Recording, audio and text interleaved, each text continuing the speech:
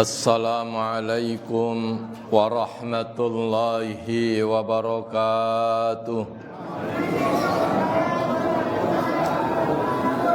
Alhamdulillahi rabbil alamin.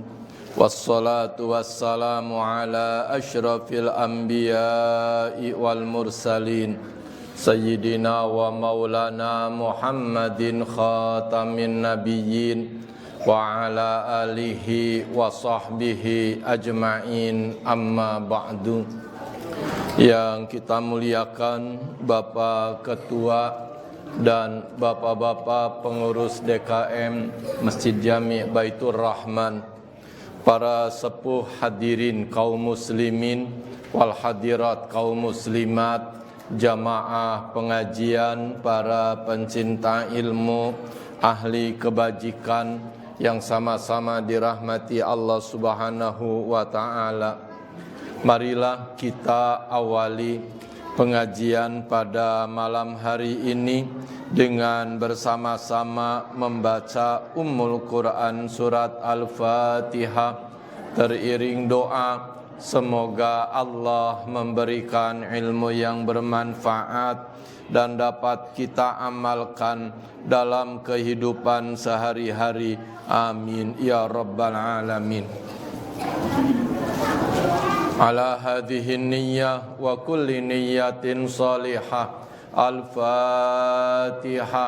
A'udzu billahi minasy syaithanir rajim. Bismillahirrahmanirrahim. Alhamdulillahi rabbil alamin. Ar-Rahmanir Rahim. Maliki yaumiddin. Iyyaka na'budu wa iyyaka nasta'in.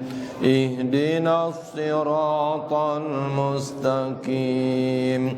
Siratal ladzina an'amta 'alaihim ghairil maghdubi 'alaihim waladdallin.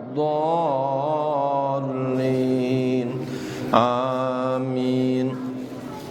Selanjutnya Bapak-bapak, Ibu-ibu, saudara-saudara, mari kita bersama-sama memanjatkan doa, mohon kepada Allah Subhanahu wa ta'ala keselamatan, kesehatan dan keberkahan dalam kehidupan kita di dunia dan di akhirat. Harapan saya semua kita yang hadir di sini sekedar membaca doa selamat, usahakan bisa dan hafal. Maka mari kita bersama-sama membacanya dan diawali dengan a'udzu. Mulai. A'udzu billahi minasy syaithanir rajim. Bismillahirrahmanirrahim. Alhamdulillahi rabbil alamin. Hamdan yuwafi ni'amahu wa yukafi'u mazidah. Ya Rabbana lakal hamdu kama yanbaghi li jalali wajhikal karim wa azimi sultanik.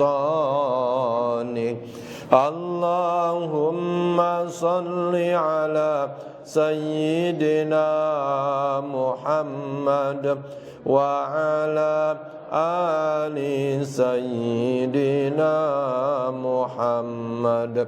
Allahumma inna nas'aluka salamatan fid din wa afiyatan fil jasad wa ziyadatan fil ilmi wa barakatan fil rizqi wa taubatan qabla al-maut wa rahmatan 'indal maut wa maghfiratan ba'dal maut.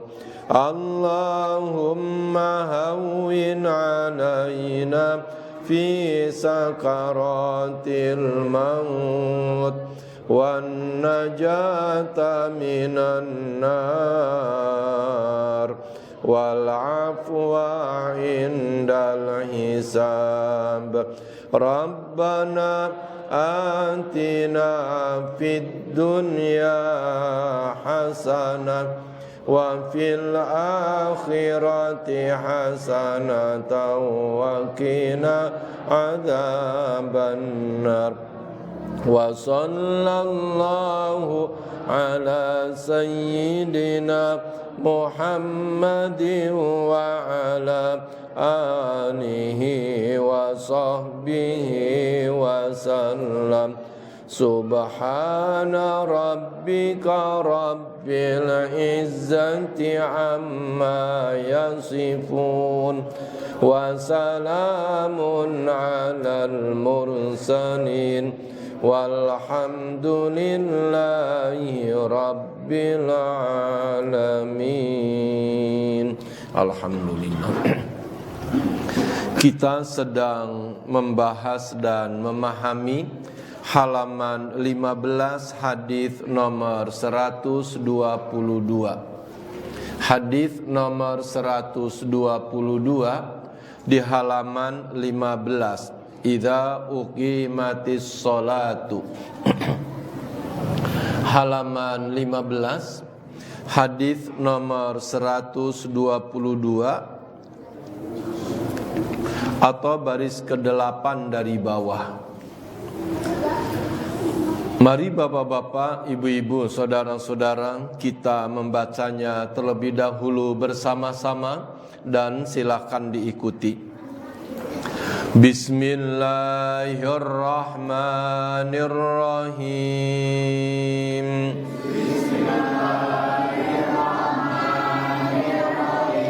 Idza apabila uqimatis sholatu didirikan sholat fakabbir maka bertakbirlah tsumma qra kemudian bacalah matayassara apa-apa yang mudah ma'aka bagimu minal qur'ani dari Al-Qur'an. Summarka kemudian rukuklah hatta sehingga tatma'inna sempurna raki'an ruku' tsummarfa kemudian bangkitlah hatta sehingga ta'tadila sempurna tegak qaiman berdiri. Sekarang kita lanjutkan. Sudah ruku, sudah berdiri. Nah, berdiri sesudah ruku namanya i'tidal. Selanjutnya apa kegiatan gerakan sholat? Tsummasjud. Tsumma kemudian usjud, sujudlah. Hatta sehingga tatma'inna sempurna sajidan sujud. Tsummarfa kemudian bangkitlah, bangunlah hatta sehingga tatma'inna sempurna jalisan duduk. Mari bapak-bapak, saudara-saudara, kita membacanya bersama-sama dan silakan diikuti. Bismillahirrahmanirrahim.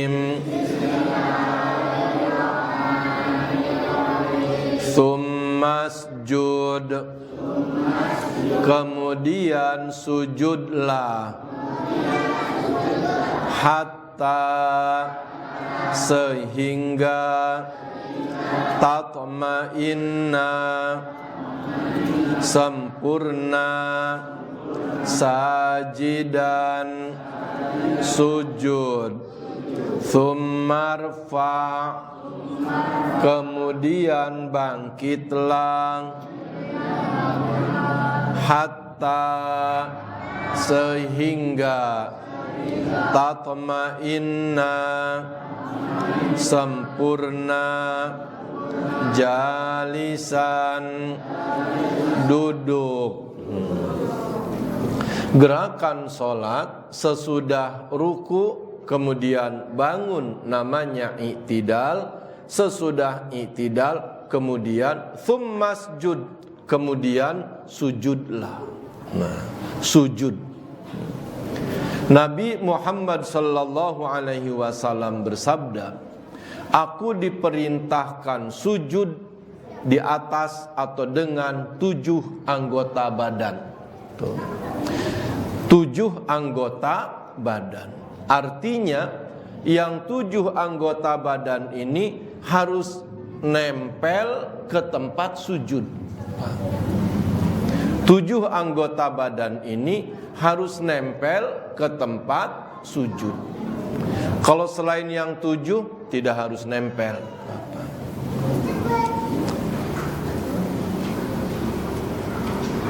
Yang 7 anggota sujud itu harus nempel.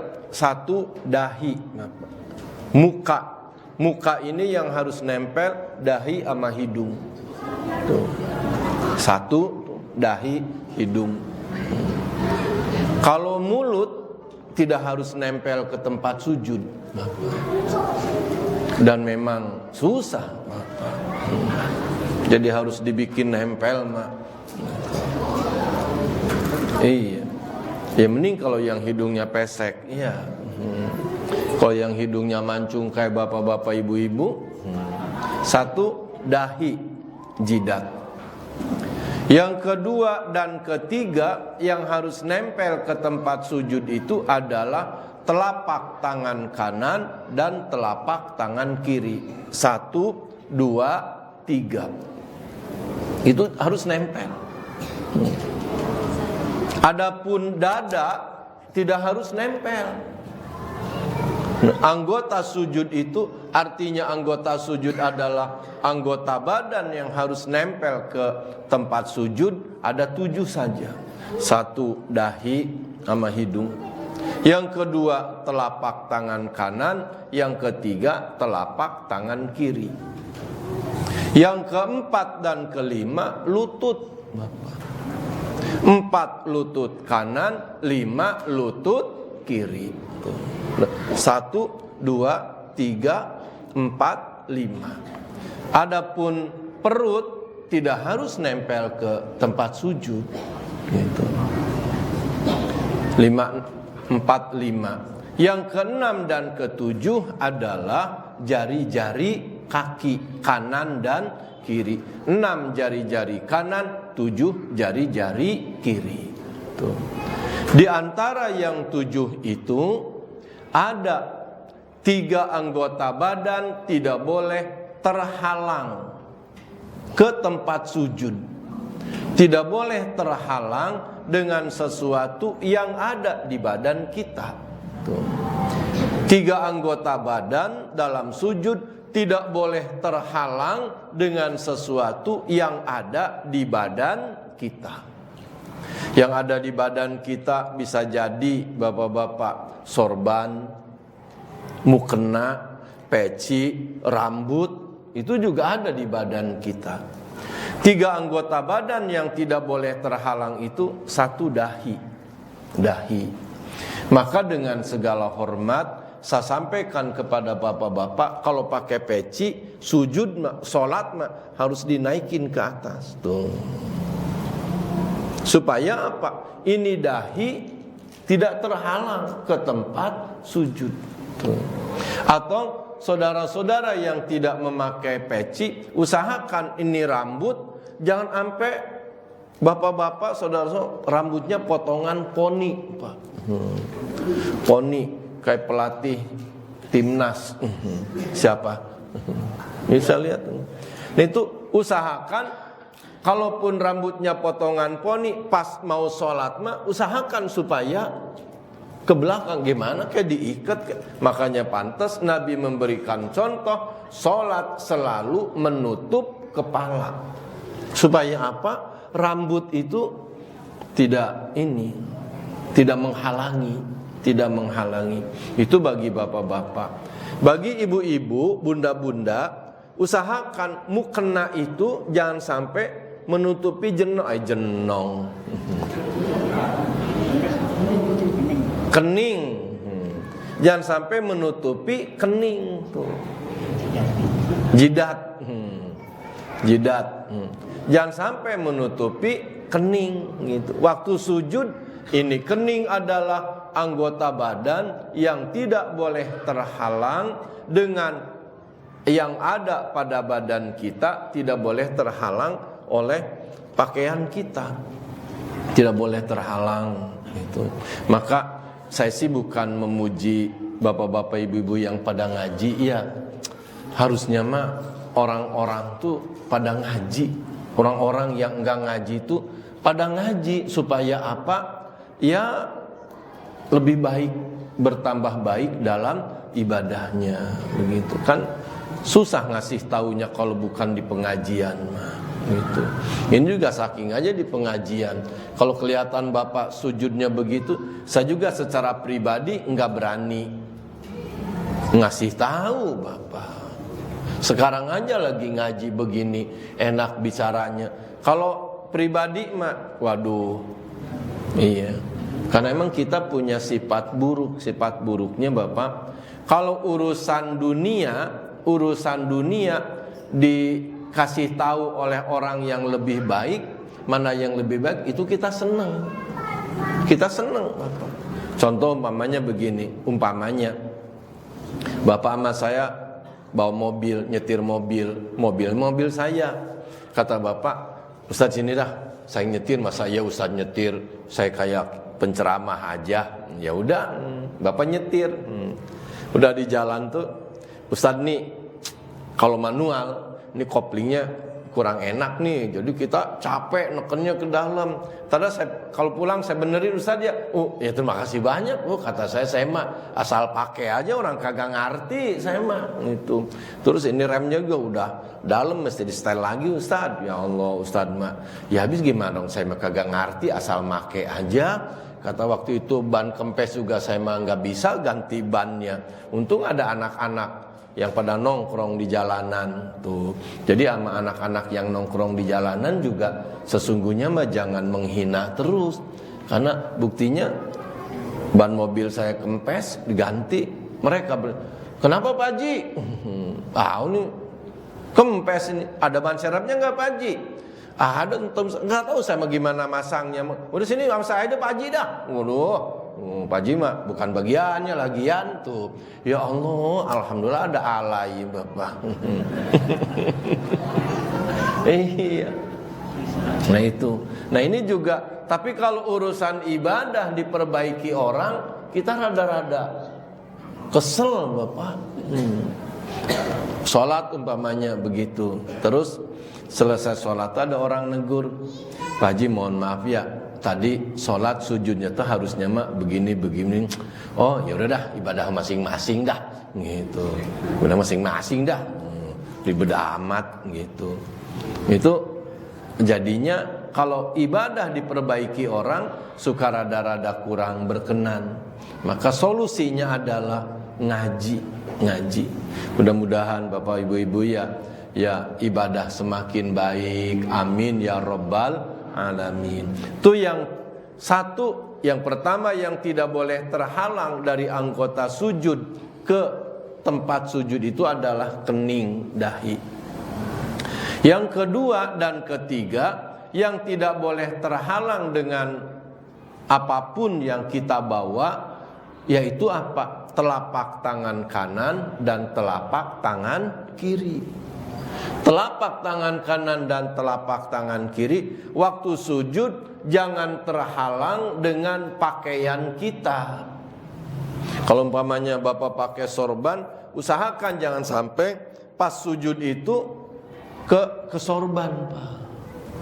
Ini berarti tangan kita terhalang dengan sesuatu yang kita pakai. Maka ibu-ibu beda mukena zaman sekarang sama mukena zaman dulu. Mukena zaman emak saya itu ada tangannya, Bapak.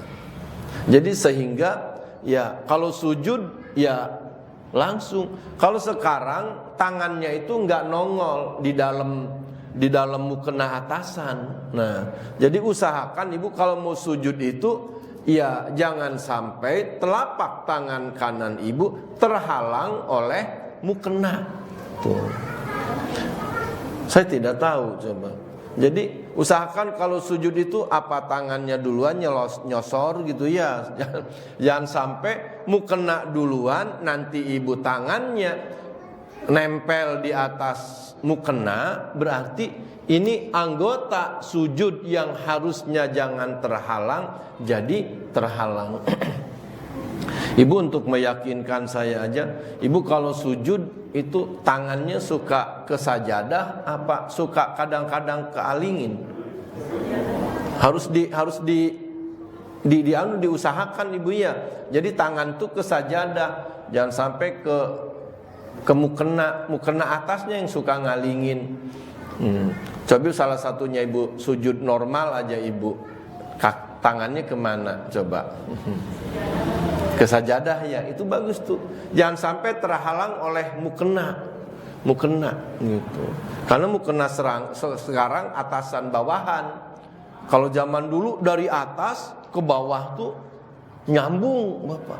Tinggal ada tangannya aja pendek kayak burung pinguin gitu. Kenapa anak sekarang nggak mau pakai mukena yang langsungan kayak zaman dulu? Itu orang sekarang kagak bisa bangun dari sujud belakangnya keinjek, Pak. Jadinya jomplang ke belakang. Iya, jomplang ke belakang. Saya lihat yang masih jualan mukena terusan begitu tuh di Pamijahan, Bapak. Orang Sunda kesini mah. Itu telapak tangan kanan dan telapak tangan kiri tidak boleh terhalang. Adapun anggota sujud yang 4, lutut kanan, lutut kiri, dan jari kaki kanan, jari kaki kiri boleh terhalang. Boleh terhalang. Lagian lutut makan aurat, harus terhalang. Antara lutut dengan tempat sujud harus terhalang. Apa dengan sarung, terhalang dengan gamis, terhalang mukena, terhalang celana, yang jelas harus terhalang. Kalau jari kaki kanan, jari kaki kiri boleh terhalang boleh. Maka bapak-bapak sah hukumnya sholat memakai kaos kaki. Jadi sholat sarung kakinya boleh tidak dibuka. Ibu-ibu mah apalagi harus ketutup karena itu bagian dari aurat. Kalau bapak-bapak sujud, pas sujud itu sarungnya agak naik sehingga telapak kanan telapak kaki kirinya nampak, sholatnya sah. Tapi kalau ibu-ibu tidak sah ibu, karena telapak tangan, telapak kaki waktu sujud itu hukumnya aurat ibu, hukumnya aurat. Maka pantas dalam berpakaian sholat, kalau bapak-bapak pakaian sholat itu dianjurkan di atas mata kaki. Bapak pakai sarung, pakai celana, pakai gamis, dianjurkan itu di atas mata kaki. Di atas mata kaki itu. Kalau ibu-ibu mukena kayak pakai sarung bapaknya, itu usahakan sampai gobroh ke bawah. Ukurannya sekira-kiranya kalau ibu sujud itu telapak kaki masih harus ketutup. Seandainya meragukan ini mukenanya agak pendek atau umpamanya sarungnya agak pendek, maka ibu pakai kaos kaki supaya menutupi telapak kaki. Jadi anggota sujud yang harus nempel ke tempat sujud ada 7. 1 dahi atau kening, 2 telapak tangan kanan, 3 telapak tangan kiri, 4 1, 2, 3 4 lutut kanan, 5 lutut kiri, 6 jari kaki kanan, 7 jari kaki kiri. Terus anggota sujud dibagi 2. Ada yang tidak boleh terhalang dengan pakaian kita dan apa yang ada pada diri kita, dan ada yang boleh terhalang. Yang tidak boleh terhalang ada 3. 1 kening, yang kedua telapak tangan kanan, dan yang ketiga telapak tangan kiri. Yang boleh terhalang adalah lutut kanan, lutut kiri, jari kaki kanan, jari kaki kiri. Sholat pakai sepatu juga sah, namanya khuf kan itu ya, kalau lagi musim dingin. Kemudian perlu disampaikan juga bahwa ketika sujud telapak tangan itu rata, semua nempel ke tempat sujud, dan jari-jarinya dirapatkan, dirapetin jarinya. Telapak tangan kanan, telapak tangan kiri rapet. Jadi tidak boleh sujud jarinya doang begini tuh. Ya kan kita mah ketawa ya, tapi ada Bapak. Makanya saya bilang juga, jangan telapak tangan harus rata begini. Tidak boleh diangkat yang nempel jarinya saja. Atau juga tidak boleh waktu sujud tangannya ngepel, Pak. Tuh. Waktu sujud tangannya ngepel, tidak boleh. Yang boleh ngepel mah ketika bangun dari sujud mau berdiri boleh ngepel. Saya tanya, kenapa antum ngepel? Ya biar kuat aja. Bener juga sih begitu. Tapi waktu sujud itu telapak tangan kanan, telapak tangan kiri harus nempel. Tidak boleh jarinya saja, juga tidak boleh ngepel. Adapun sikut, dua-duanya harus diangkat. Sikut adalah anggota badan yang tidak boleh nempel ketika sujud. Tidak boleh sujud sikutnya rata begini. Sehingga Nabi sabdakan, kalau kamu sujud jangan seperti duduknya anjing. Anjing kalau duduk kan begitu tuh. Ininya nempel gitu, nempel. Jagain pintunya begini aja. Ada tamu, nanya sama anjingnya, Bapak Ibu udah datang belum? Berarti udah datang. Udah datang. Bapak Ibu datangnya udah lama apa? Barusan. Berarti udah lama. Tahu tuh yang nanya pinter. Kok paham? Udah lama belum? Oh udah lama. Pertanyaan ketiga, Bapak Ibu lagi ngapain? Anjing lain jawabnya.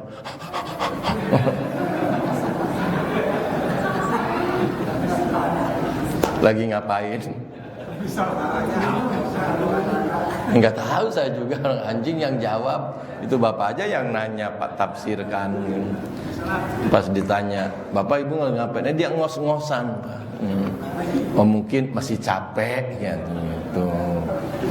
Makanya jangan miara anjing, kita mah orang Islam itu anjing suka ngeledek juga.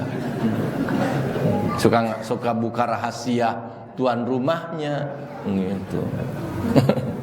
Gitu. Kalau orang Islam miara kita orang berim, namanya juga ngaji, suka seinget-ingetnya Bapak ya. Ada dalam kitab Sahih Muslim, kalau seorang muslim miara anjing di rumahnya, maka setiap hari pahalanya dikurangi 1 kirot. 1 kirot. Nabi bersabda, siapa orang yang mengurus jenazah dari sholat sampai nganterin ke pemakaman, maka ia dapat pahala 2 kirot. Para sahabat bertanya, ya Rasulullah, 2 kirot itu sudah apa gede? Nabi sabdakan 1 kirot itu sama dengan gunung Uhud.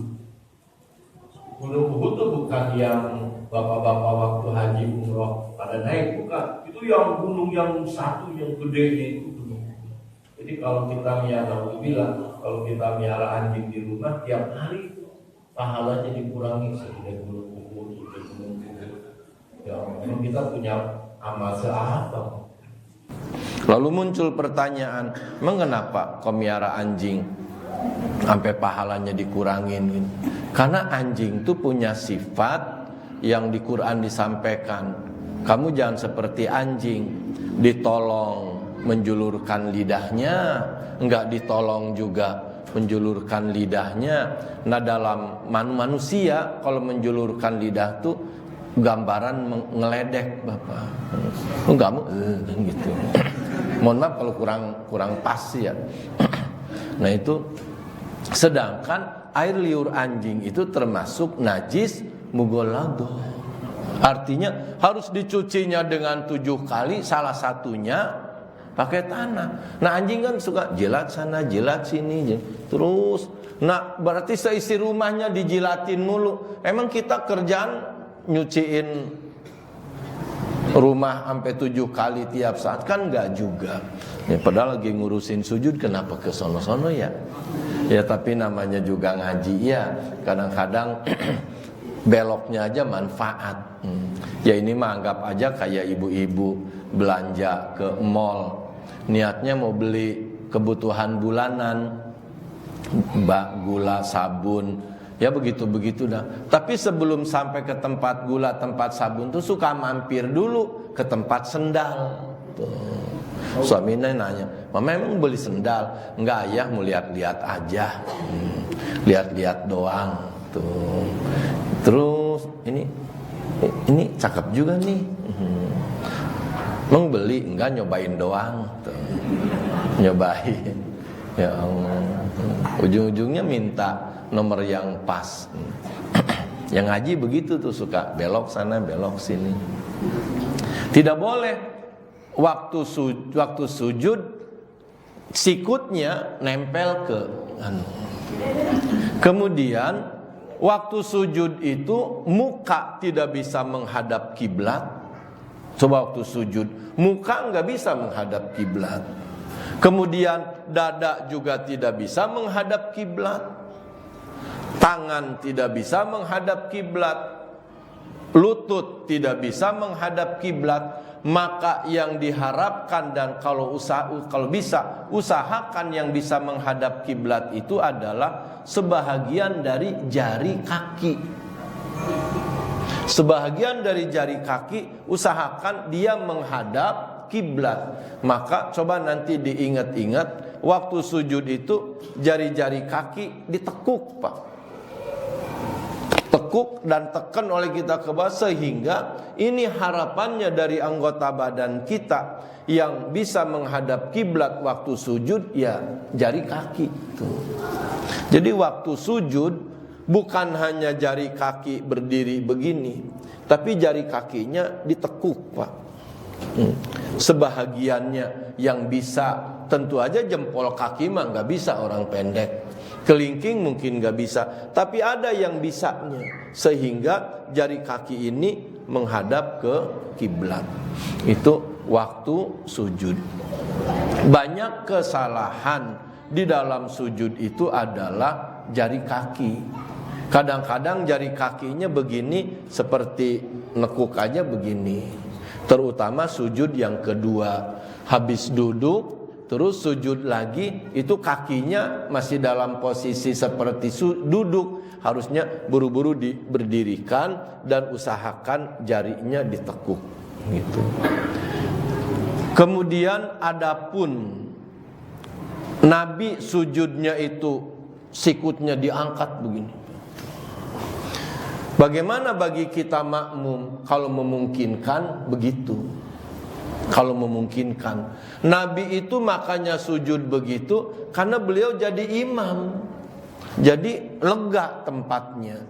Tapi bagi kita yang sempit, yang rapat sholatnya, apalagi di Mekah, di Madinah, ya kalau begini, ya ke badan orang, maka itu sebisanya saja. Kemudian bagaimana sujud itu dari lutut ke kepala itu, apa harus menjorok ke depan? Apa pemahaman saya sujud itu adapun pendek dan panjangnya ketika sujud itu lihat nyamannya dan lihat keadaannya. Adapun ada keterangan bahwa Nabi wa atalas sujuda, Nabi memanjangkan sujudnya. Nabi memanjangkan sujudnya. Saya memahami di situ memanjangkan sujudnya adalah dalam durasinya, waktunya. Waktu Nabi sujud panjang waktunya, artinya sujudnya lama. Sujudnya lama. Adapun mau panjang ya, tapi tempatnya sempit ya jangan dipaksain, karena nanti ke kaki orang bisa ditendang kita. Begitu, itu sujud. Nah, sujud ini hanya boleh dilakukan untuk kepada Allah Subhanahu wa ta'ala. Nanti hikmah sujud ada secara akhlak, mental, ada secara fisik. Secara fisik, sujud memberikan hikmah ke dalam diri kita, kesehatan. Secara akhlak, sujud juga memberikan hikmah. Dan insya Allah nanti mudah-mudahan pada panjang umur, sehat walafiat. Ini sampai kita membahas berikutnya. Amin ya rabbal alamin. Coba sebisa mungkin yang tadi dibahas sujud kita usahakan seperti tadi. Amin ya rabbal alamin. Demikianlah Bapak dan Ibu yang dimuliakan Allah, berkah buat kita semuanya. Kurang lebihnya mohon maaf, afwan minkum. Wassalamualaikum warahmatullahi wabarakatuh.